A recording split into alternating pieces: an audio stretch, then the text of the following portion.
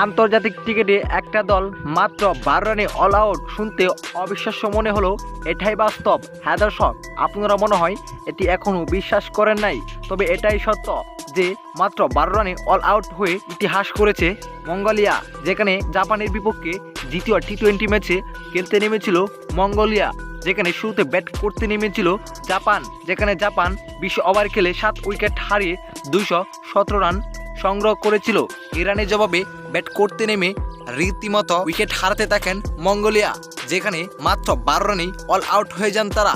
যেখানে ওভার খেলেছিলেন 8 ওভার 2 বল, 8 ওভার 2 বল খেলে 12 রান করেই অল আউট হয়ে যান, যেটা আন্তর্জাতিক ক্রিকেটে দ্বিতীয় ওভারের মতো কম রানে অল আউটের রেকর্ড। তো দর্শক, এ বিষয়ে আপনার কি মন্তব্য? এই অল্প রানে আউটের রহস্য কি? আপনারা যদি জেনে থাকেন অবশ্যই জানাবেন আপনার মতামত আমাদের এই ভিডিওর কমেন্ট বক্সে। ধন্যবাদ।